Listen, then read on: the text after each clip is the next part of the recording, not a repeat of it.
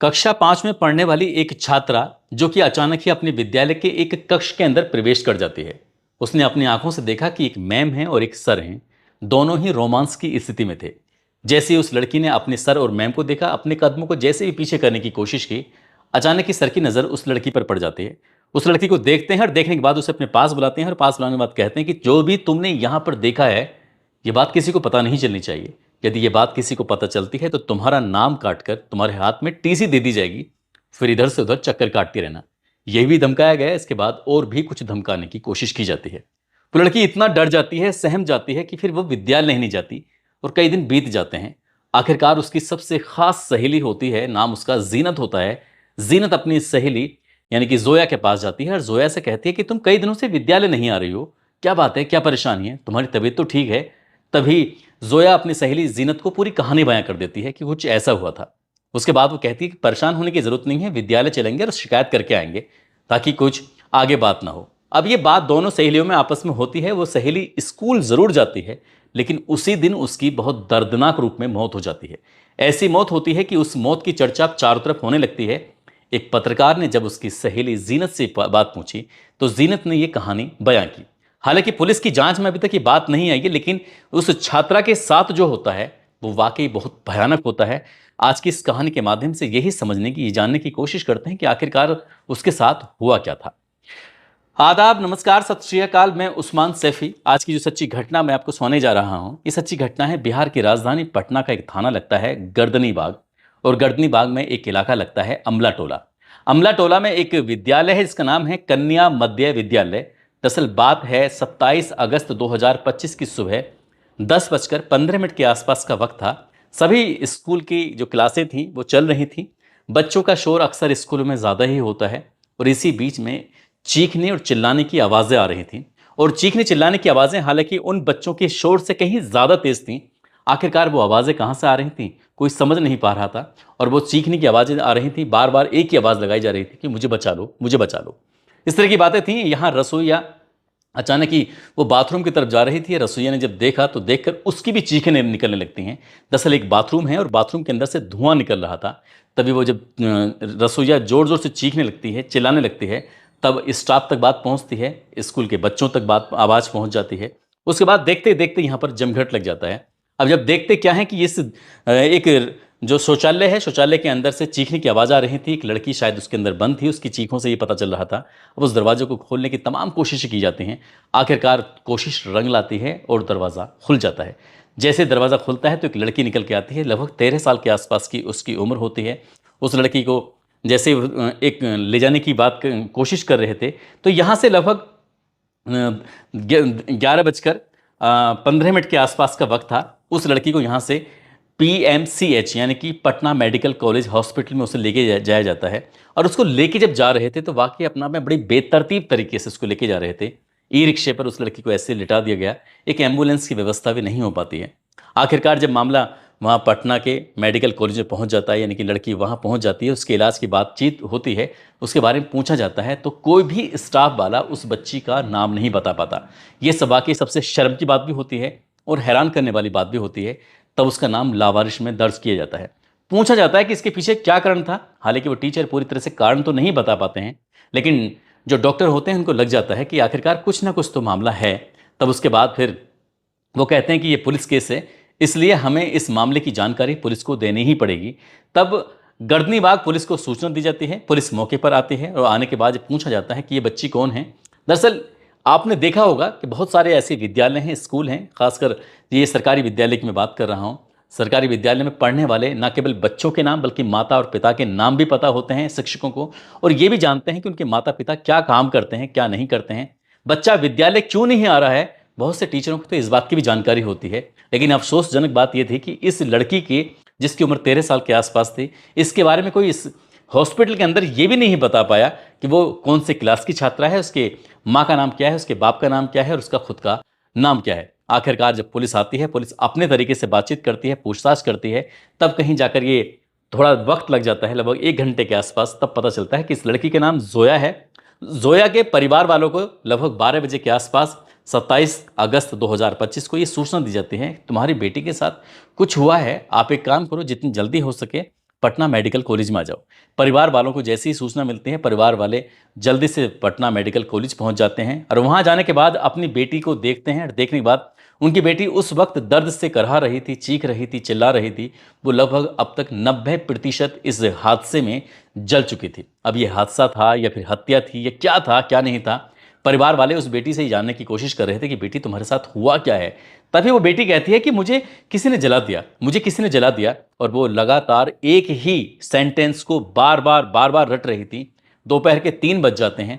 Police के कानों तक शायद ये आवाज़ पहुंचती है, नहीं पहुंचती है।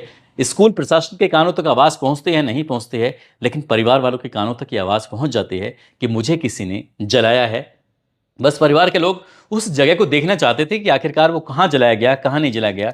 देखते ही देखते मोहल्ले के आसपास के बहुत बड़ी संख्या में लोग इकट्ठा हो जाते हैं और वो उस जगह पहुंच जाते हैं जहां उनकी बच्ची जली हुई मिलती है। आखिरकार पूछा जाता है तो कहीं स्टाफ का ही कोई व्यक्ति कहता है कि ये जो टॉयलेट है जिसके अंदर ये लड़की जली थी, दरअसल इस टॉयलेट को तो हमेशा हमेशा बंद करके रखा जाता है, आज ही अचानक कैसे खुल जाता है। बस परिवार वालों को यही बात सुनने के बाद गुस्सा भड़क जाता है और परिवार वाले इतना गुस्सा करने लगते हैं। हालांकि पुलिस ने उन्हें समझाने की कोशिश करते हैं, लेकिन उनके सामने जो भी पड़ रहा था, अब चाहे वो थानेदार हो, चाहे वो स्कूल के स्टाफ हो, या कोई भी शिक्षक हो या शिक्षिकाएं हों, जो भी पढ़ रहा था उसको पीट रहे थे, उसको मार रहे थे। और उसके बाद फिर पुलिस वालों ने किसी तरकीब से अपने आप को बचाने की कोशिश की, साथ ही परिवार को समझाने की कोशिश की। यहाँ से परिवार के लोग बाहर निकलते हैं और चौराहे के पास पहुँच जाते हैं। वहाँ भी हंगामा करना शुरू कर देते हैं, रास्ता जाम कर देते हैं। अब उन्होंने आगजनी जैसी स्थिति पैदा हो जाती है। हालांकि इस सिटी एसपी वहाँ मौके पर पहुँचते हैं, परिवार वालों को किसी तरकीब से समझाती हैं, कहते हैं कि आपको बिल्कुल परेशान होने की ज़रूरत नहीं है, इस मामले की उच्च स्तरीय जांच की जाएगी, एसआईटी का गठन किया जाएगा और जितनी जल्दी हो सकेगा इस मामले में जो भी होगा वो साफ कर दिया जाएगा। जो भी अगर किसी लड़की का किसी ने कत्ल किया है तो उसे किसी भी कीमत पर बख्शा नहीं जाएगा। परिवार वालों को जब लगता है कि हाँ ये बड़े ऑफिसर इस तरह की बातें कर रहे हैं, थोड़ी तसल्ली होती है, तब परिवार वाले शांत हो जाते हैं। आखिरकार उस बच्ची को लेकर घर जाया जाता है, जो उस एक रीति रिवाज के हिसाब से उसका अंतिम संस्कार यानी कि सुपुर्द खाक उसका कर दिया जाता है। उस लड़की के जो पापा होते हैं, दरअसल वो सब्जी बेचकर अपने परिवार का गुजर बसर करते हैं। साथ ही लड़की की जो माँ होती है वो दाई का काम करती है और वहीं से ही थोड़े बहुत पैसों की इनकम होती है। 4 बहनों में ये सबसे छोटी वाली बहन होती है, एक इसका भाई होता है। अभी इसी बीच में पत्रकारों ने इस मामले की जब जांच पड़ताल अपने स्तर से ये देखने की कोशिश की कि आखिरकार क्या हुआ है। जब एक पत्रकार इस लड़की के घर पहुंचती है तो परिवार वालों से पूछा जाता है कि आखिरकार क्या मामला है। तभी परिवार के लोग कहते हैं कि हमें सूचना इतनी देरी से क्यों दी गई। साथ ही वो कहते हैं कि हमारी बेटी का नाम लावारिश में क्यों दर्ज किया गया, जबकि हमारी बेटी को कौन नहीं जानता था। आज उसकी क्लास के बच्चे जानते थे, बाकी स्टाफ भी जानता था। ऐसा नहीं था, उस विद्यालय के अंदर बहुत सारे बच्चे थे। तभी जो घर वाले परिवार वालों ने कहा कि आपको याद होगा कि कुछ महीने पहले इसी विद्यालय के जो हॉस्टल था, उस हॉस्टल से एक लड़की ने कूद के अपनी जान दे दी थी। उसके बाद ये हॉस्टल बंद हो जाता है। आखिरकार कुछ ना कुछ तो बात है। पिता ने तहरीर दी कि उसकी बेटी के साथ कुछ गलत हुआ है, गंदा काम हुआ है। उसके बाद उसकी बेटी की हत्या कर दी गई है, वो भी बहुत भयानक रूप में। आखिरकार पुलिस ने इस मामले की जांच पड़ताल करना शुरू किया है। तो जिस टॉयलेट के अंदर वो लड़की मिलती है, दरअसल वहां पर एक बोतल मिलती है। बोतल के अंदर बताया जाता है कि उसमें कैरोसिन था। कहाँ से आया ये पुलिस की जांच का विषय था। लेकिन ये जो स्टाफ के हैं, जो स्कूल के विद्यालय में पढ़ाने वाले टीचर हैं, बाकी और भी हैं, वो ये उनका ये दावा है कि ये जो शौचालय का गेट था वो अंदर से बंद था, ना कि बाहर से किसी ने बंद किया था। वो अंदर से क्यों बंद होगा, तो सहज ही अंदाजा लगाया जा सकता है कि अगर अंदर से बंद है तो हो सकता है लड़की ने एक कदम उठाया। लेकिन लड़की ने ऐसा कदम उठाया तो किस वजह पर उठाया, उसकी क्या वजह हो सकती है। अब पुलिस की जांच का विषय है कि पुलिस इस मामले की जांच पड़ताल करेगी। हालांकि पुलिस ने 2 एफआईआर दर्ज किए हैं। एक एफआईआर उस लड़की की पिता की तहरीर के आधार पर पुलिस इस मामले की जांच पड़ताल कर रही है। साथ ही दूसरी तहरीर दी जाती है वो पुलिस की तरफ से होती है। सरकारी कार्य में बाधा डालना, हंगामा करना, तोड़फोड़ करना और पुलिस वालों के साथ मारपीट करना, स्कूल के स्टाफ के साथ मारपीट करना। इसमें 10 नामजद और 200 अज्ञात हैं। पुलिस ने लगभग 25 लोगों को, जब हम इस कहानी को सुना रहे थे, इतने ही लोगों को गिरफ्तार कर लिया था। अब इस मामले की जांच पड़ताल की जा रही है। लेकिन पुलिस अभी किसी ठोस नतीजे पर नहीं पहुंची है कि इस लड़की के साथ असल में हुआ क्या है। लेकिन परिवार का ये दावा है कि उसकी बेटी के साथ कत्ल किया गया है, उसको जलाकर मारा गया है। लेकिन इसके पीछे की वजह यह है कि जो उसकी सहेली कहती है उसमें कितना सच है कितना नहीं है, ये भी पुलिस की जांच का विषय है कि एक लड़की अपने ही विद्यालय के कमरे में जाती है, और जब कमरे में जाती है तो वहाँ पर एक मैम है, एक सर हैं, दोनों ही एक ऐसी स्थिति में थे जो शायद विद्यालय में ऐसे स्थिति में किसी को नहीं देखा जा सकता, ना ही किस कल्पना की जा सकती, ना ही उम्मीद की जा सकती। उस बच्ची ने देखा, इसलिए वो लगातार कई दिनों तक विद्यालय नहीं आ रही थी, डर रही थी, सहम रही थी। लेकिन जिस दिन वो विद्यालय जाती है, उसी दिन उसको साथ ये हादसा हो जाता है। अभी फिलहाल इस मामले में पूरे प्रदेश भर में लोगों में चर्चा का विषय बना हुआ है। हर कोई इस कहानी के बारे में जानने की कोशिश में जुटा हुआ है। दोस्तों, इस पूरे घटनाक्रम को सुनाने का उद्देश्य किसी को परेशान करना नहीं है, किसी का दिल दुखाना नहीं है, बल्कि आपको जागरूक करना है, आपको सचेत करना है।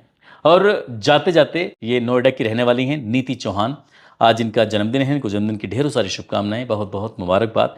साथ ही बाड़मेर के कल्याण सिंह हैं, झारखंड से रोशन चौधरी हैं, बिहार से कार्तिक कुमार ठाकुर हैं, नेपाल से आरजे जयंत हैं, आज इनका भी जन्मदिन है। इन सभी को जन्मदिन की ढेरों सारी शुभकामनाएं, बहुत बहुत मुबारकबाद। और कुछ लोगों ने नाम लेने की अपील की है। ईशांत गौतम, अब्दुल रहमान, संजय शुक्ला, हसन मंसूरी, डॉक्टर रकीब खान, अर्चना श्रीवास्तव, रामू ठाकुर, अनिल यादव, इरशाद आलम, मोहम्मद रेहान, राशिद अरवाज, अंजुम खान, रेशमा खान, अंकुर किशोर, आशुतोष कुमार गुप्ता, देविंदर सिंह, राम कुमार परमार, रवि यादव। आप सब लोग अपना ख्याल रखें, सुरक्षित रहें। जय हिंद, जय भारत।